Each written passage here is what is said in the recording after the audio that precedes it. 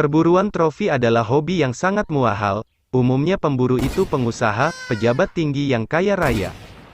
Yang dicari pemburu adalah sensasi perjalanan di dalam alam liar, mereka menghadapi hewan yang berbahaya. Kalau Anda ingin menjadi pemburu semacam ini, Anda harus nabung dulu, harus kuat mental juga. Jangan sampai melihat hewan liar malah takut, itu memalukan. Badak mungkin bukan hewan buas, tapi badak termasuk berbahaya, dia bisa saja menyerang pemburunya. Bagian kepala, tanduk atau keseluruhan badan itu yang disebut trofi, trofi itu semacam piala.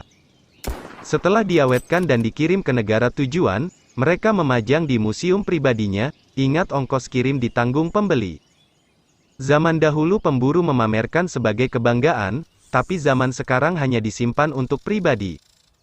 Ini perburuan bergengsi hobi elit bagi konglomerat, maksudnya elit itu hobi yang berkelas, bukan elit ekonomi sulit. Dengan memenangkan hak berburu yang mahal, mereka dapat menembak hewan besar, eksotis, dan langka. Di negara Afrika bagian selatan banyak arena wisata berburu, perburuan ini resmi mendapatkan izin dari pemerintah, mereka menjual hak berburu di banyak cagar alam. Untuk wisata berburu sebenarnya bukan pemasukan utama, karena tidak memberi banyak kontribusi untuk warga desa, paling-paling warga desa kebagian dagingnya. Wisata safari edukasi lebih banyak mendatangkan wisatawan mancanegara, mempunyai banyak dampak ekonomi bagi masyarakat, dan ini lebih positif. Warga di sana bisa buka warung kopi, jual souvenir, jualan gelang ditawarkan ke turis. Mayoritas pemburu trofi orang Amerika, kalau pemburu Indonesia yang ke Afrika saya tidak tahu. Setiap perjalanan berburu akan bersama pemburu profesional, dia yang akan memegang perintah kepada kliennya. Anda tidak perlu takut karena mereka akan memperlakukan tamu sangat baik, karena Anda sudah membayar mahal. Dia mengarahkan klien menembak yang jitu supaya mampu membunuh dengan cepat, mencegah target terluka dan menderita terlalu lama. Jangan sampai hewan itu terluka tapi tidak mati, ini malah bikin repot sendiri. Semakin hewan itu langka di alam liar, semakin bergengsi bagi kalangan pemburu trofi. Pemburu harus membayar biaya yang sangat besar, itu akan bersaing di dalam lelang. Tidak ada izin berburu untuk hewan yang terancam atau hampir punah. Yang boleh ditembak hanya hewan yang sudah ditandai, bukan asal tembak, katanya pemburu asal Indonesia begitu, lihat singa pengen nembak singa, lihat zebra pengen nembak zebra. Pemandu orang Afrika sana heran, orang Indonesia ternyata kaya-kaya. Kuota berburu bertujuan menghindari menurunnya populasi hewan yang tidak terkontrol, supaya hewan itu dapat berkembang biak lagi. Selama ini tidak ada bukti perburuan trofi adalah ancaman utama bagi hewan-hewan di Afrika. Beberapa jenis badak berada dalam bahaya kepunahan. Jika perburuan badak liar tidak dihentikan, Afrika akan kehilangan spesies yang sangat berharga. Dan itu memang benar, di beberapa negara Afrika badak sudah tidak ada. Pelaku pembunuhan badak langka dilakukan pemburu liar. Badak putih warnanya bukan putih dan badak hitam kulitnya bukan hitam. Ternyata mereka semua berwarna abu-abu, perbedaan hanya di bibir yang endower. Banyak orang sentimen tidak suka perburuan badak Afrika, mereka menilai pembunuhan hewan akan membuatnya punah. Penyebab populasi hewan-hewan Afrika menurun adalah, berkurangnya tempat tinggal mereka menjadi lahan manusia.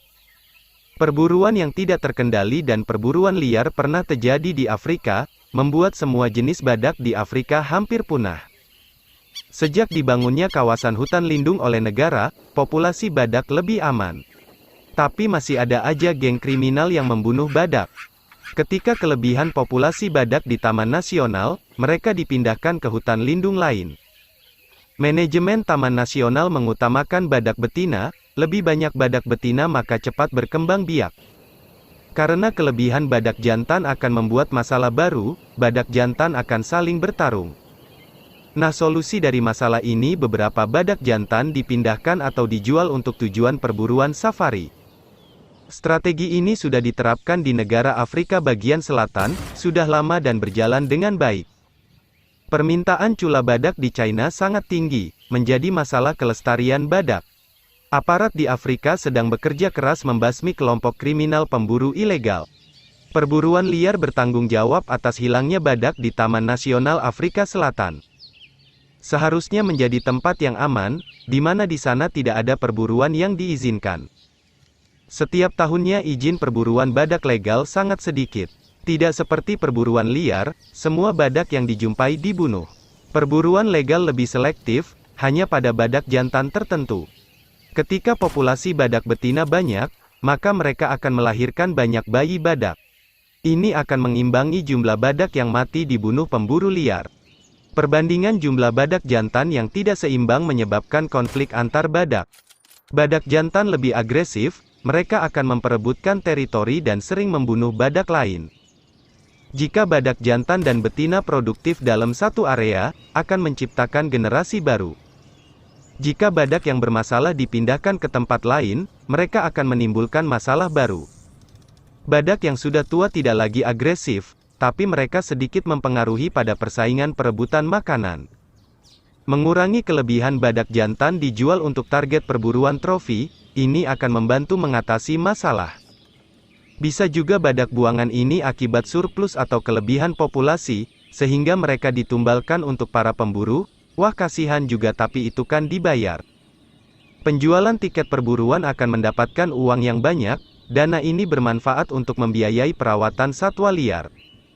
Dengan berkembangnya badak akan membantu mengembangkan wisata safari, secara langsung memperdayakan ekonomi penduduk setempat.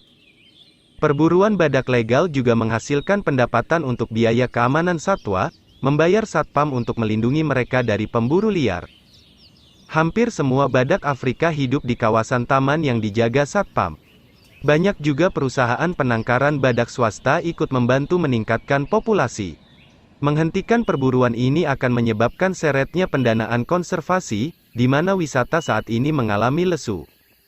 Sekarang populasi badak sudah mulai kembali pulih setelah hampir punah, dampak perburuan bebas pada masa lalu. Tahun 1970, beberapa negara Afrika hanya memelihara 2.000 badak, sekarang meningkat menjadi lebih dari 17.000 ekor. Pada tahun 2004, dua negara Afrika memelihara 2.000 badak hitam, sekarang meningkat menjadi sekitar 4.000 ekor. Melihat data perkembangan jumlah populasi dulu dan sekarang, membuktikan konservasi itu berhasil. Meskipun ada peningkatan perburuan liar selama ini, perburuan legal tidak terbukti membuat badak menjadi terancam punah.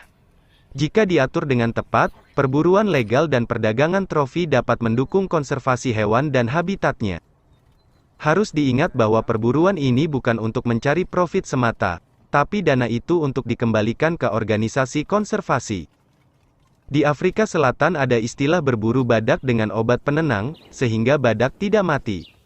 Badak ini akan ditandai dan dilepaskan lagi. Pemburu menggunakan senapan atau busur panah, peluru yang mereka gunakan adalah suntikan yang dikasih obat penenang.